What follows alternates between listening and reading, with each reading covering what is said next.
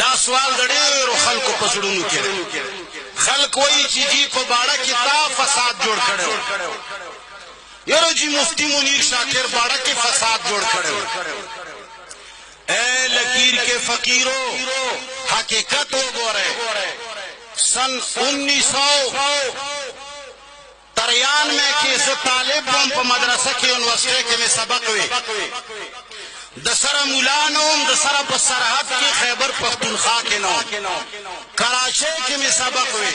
د وفاق المدارس په مرکز کې جامعه فاروقیه کې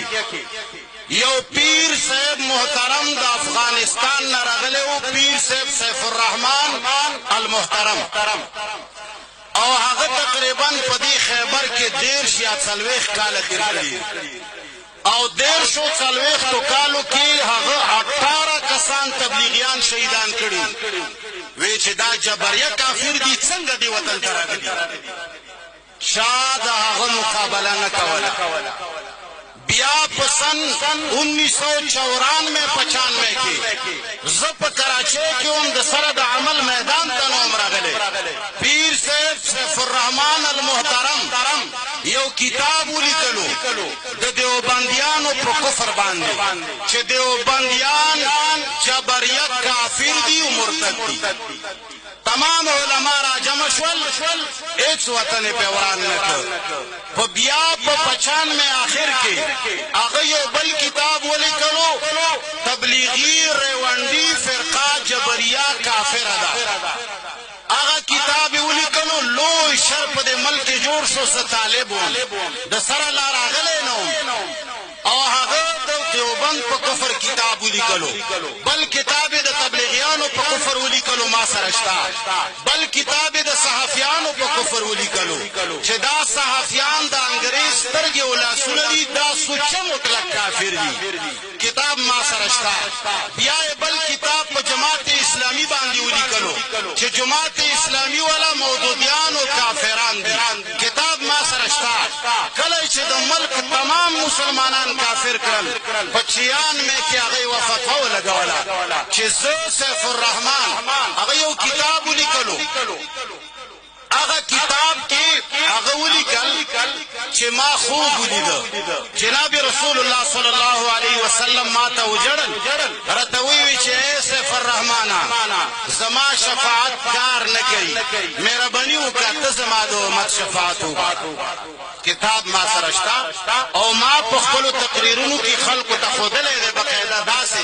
د ګوګري نه په جلسه کې ما ښودلی دی.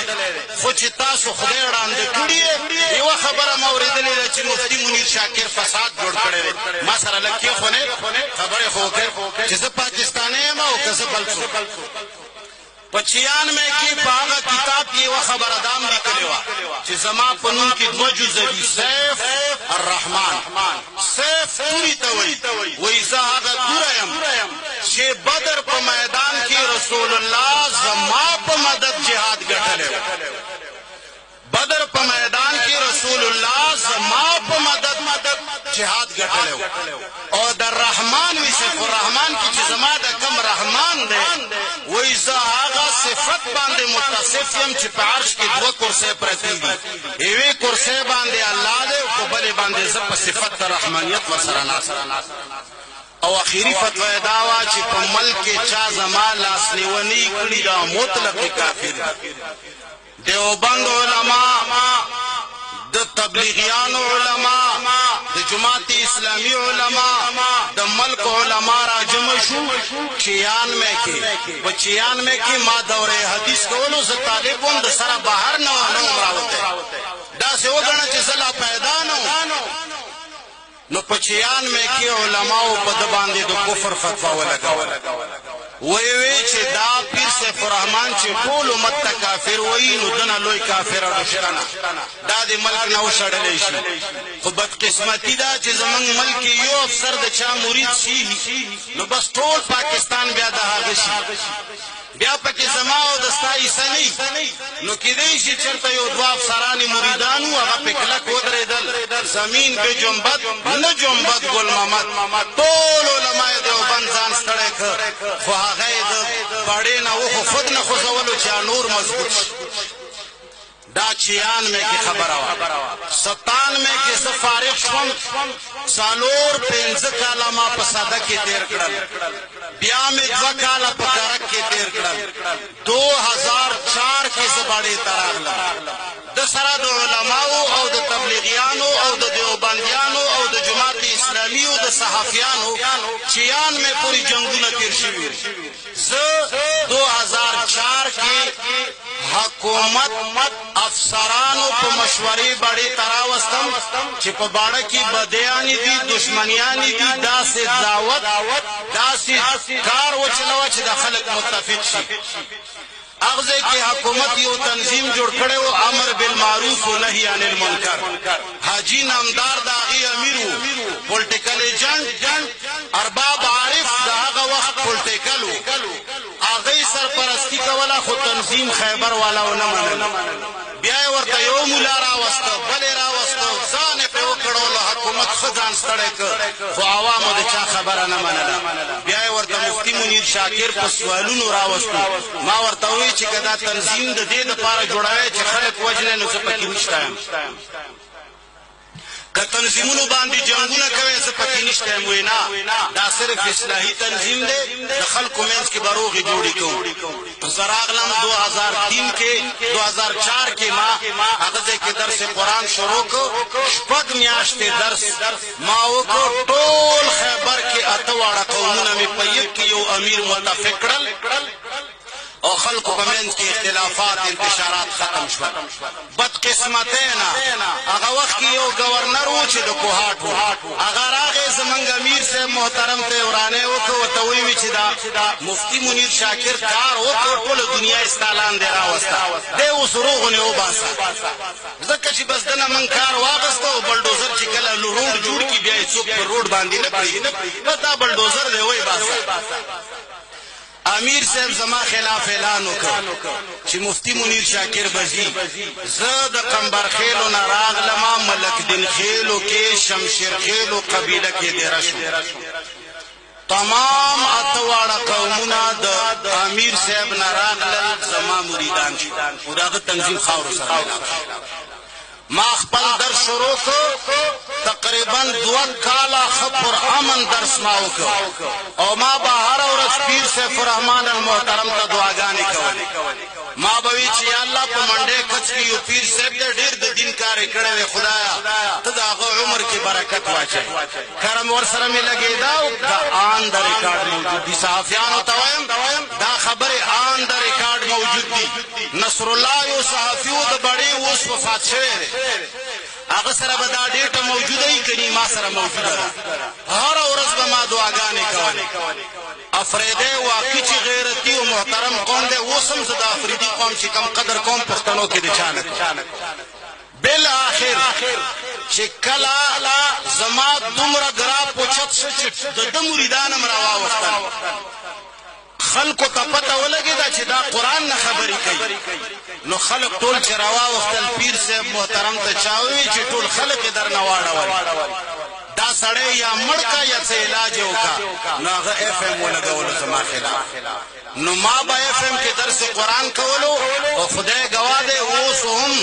په فیسبوک باندې یو پیج کې دا ویڈیو شتا چې باڑا خیبر ایجنسی میں آگ کیسی لگی تاسو سرچ کې باقي کې سما خبرې موجودې دي د پیر صاحب ما بدا سوي چې خدایا پیر صاحب سیف الرحمن المحترم ډیر د دین کار کړي بیمار دی یا الله ولا شفا ورکړي د بچ کله نمبر شته بوي چې بیگا مفتی منیر خنزیر دا خبره کړي نو سبب چې کله زما نمبر بیا راغی خلکو به وګنی ولې چې مفتی صاحب خو بنن ترکی به ترکی جواب ورکړي ما به درس قرآن کو دله به جواب ورنکړ د بچ بیا نمبر شته به چې مفتی منیر خنزیر پروندا خبره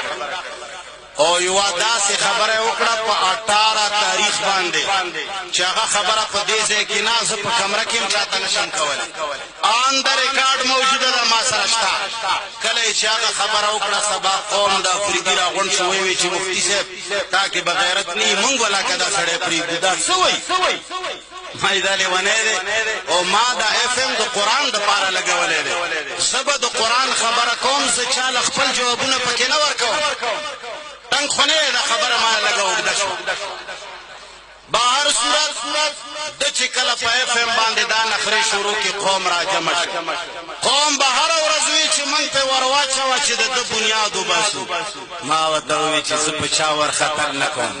پیر صاحب سیف الرحمن افغانستان نه د رشید دوستم خلق راوستو د افغانستان جنډۍ په سپای خیبر جنسه کجوره سپای کې د افغانستان جنډه ولګوله او د رشید دوستم ملیشي والا خلق کې مورچو کې کېناستل خو ما په بیا هم حمله ونه کړه او چې کوم افسران مریدان وو هغه وخت کې دفاع کوله او د اوسه پورې زما خلاف چې دا څومره لیکل په دې ملک کېږي او کله زجیلونو کې او کله وهل کله ټکول ولا مفتي صاحب دغه کار غلط دا هغه د پیر صاحب مریدان دي د هغوی باقیات الصالحات کې چې زما خلاف لیکل کوي او زه خلکو ته داسې معرفي کړی یم چې زه لکه بیخي د انډیا نه راغلی نو پیر صاحب سیف الرحمن خلاف قومونه راوچت شول ما د خلکو جذباتو قدر کولو ما به ووایي چې 25 تاریخ پورې که پیر صاحب ونه وته کړه نو زه په دا حمله کوم چې 25 تاریخ به راغلو دا خلکو به خپل دا غریبانې والا ټوپکې چراییزې به یې راغستې وي چې نن خو به مفتي صاحب وایي چې پې ورخېږئ ما به 25 تاریخ نه بیا اعلان وکړو چې یاره که 30 تاریخه پورې ونه وتو نو خیر به یې نه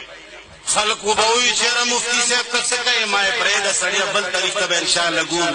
چې کله به بل تاریخ راغی خلق به بیا د خپل چرایزي ټوپکې راوړي